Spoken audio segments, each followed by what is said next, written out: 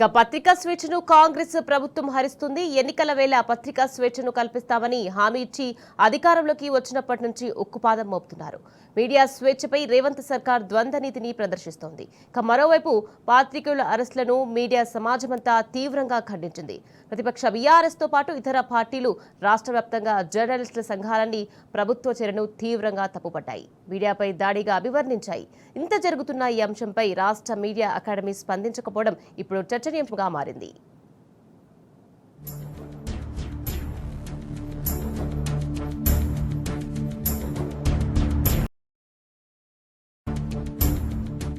పత్రికా స్వేచ్ఛపై సీఎం రేవంత్ రెడ్డి అణచివేత ధోరణి అనుసరిస్తున్నారని విమర్శలు వెల్లువెత్తుతున్నాయి.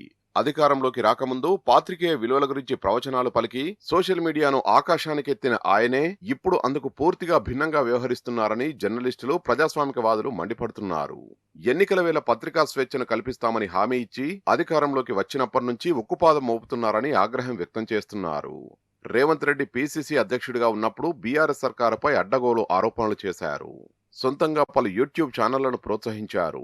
మాజీ ముఖ్యమంత్రి కేసీఆర్, మాజీ మంత్రులు కేటీఆర్, హరీష్ రావు, ఇతర కుటుంబ సభ్యులపై వ్యక్తిగత దూషణలకు దిగారు.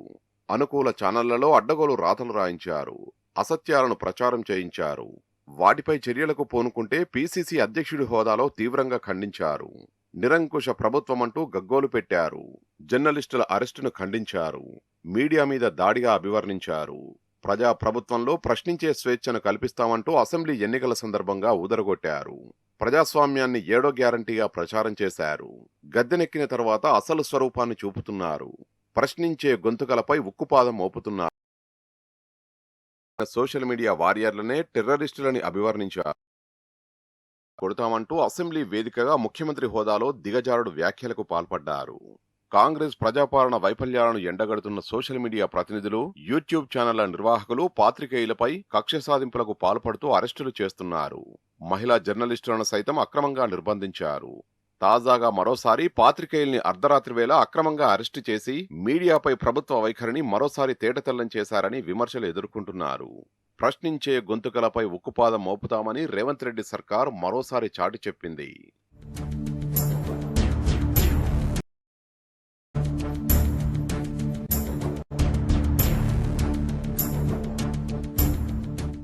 సీనియర్ పాత్రికేయుల అరెస్టుపై రాష్ట్ర మీడియా అకాడమీ ఇప్పటివరకు స్పందించకపోవడంపై ఇప్పుడు చర్చనీయాంశంగా మారింది.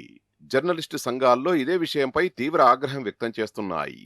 ఇటీవల ఓ మంత్రి ఐఏఎస్ అధికారిపై మీడియాలో కథనాలు ప్రచురితం కావడం, ఐఏఎస్ అధికారుల సంఘం ఫిర్యాదు మేరకు హైదరాబాద్ సెంట్రల్ క్రైమ్ స్టేషన్ పోలీసులు కేసు నమోదు చేసిన విషయం తెలిసిందే. ప్రభుత్వం సైతం విచారణ కోసం సిట్ను ఏర్పాటు చేసింది. ఈ నేపథ్యంలో ఎన్టీవీతో పాటు మరో 7 డిజిటల్ మీడియా సంస్థలైన Telugu Scribe, MR Media, Prime 9 Telangana, PV News, Signal Time, Volga Times, Mirror TV, T News Telugu ఛానళ్లపై ఎఫ్ఐఆర్ నమోదు చేశారు. ఈ నేపథ్యంలో ఎన్టీవీ ఛానల్ తన తప్పును అంగీకరించి బహిరంగ క్షమాపణ కోరింది. అయినప్పటికీ ఎన్టీవీకి చెందిన 3 సీనియర్ రిపోర్టర్లను పోలీసులు అర్ధరాత్రి వేళ అక్రమంగా అరెస్టు చేశారు.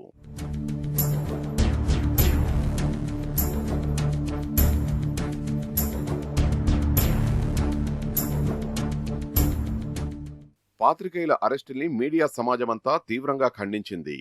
ప్రతిపక్ష బీఆర్ఎస్ తో పాటు ఇతర పార్టీలు, రాష్ట్ర వ్యాప్తంగా జర్నలిస్టు సంఘాలన్నీ ప్రభుత్వ చర్యను తీవ్రంగా తప్పుబట్టాయి. మీడియాపై దాడిగా అభివర్ణించాయి. ఇంత జరుగుతున్నా ఈ అంశంపై రాష్ట్ర మీడియా అకాడమీ స్పందించలేదు. మీడియా వర్గాలకు ప్రాతినిధ్యం వహిస్తూ సమస్యల్ని పరిష్కరించాల్సిన అకాడమీ ప్రభుత్వ తీరుపై ఎక్కడా నోరు మెదపలేదు. ఇప్పుడిదే చర్చనీయాంశంగా మారింది. మీడియా అకాడమీ చైర్మన్ ఉన్నారా? మౌనమెందుకు వహిస్తున్నారని జర్నలిస్టు సంఘాలు నిలదీస్తున్నాయి.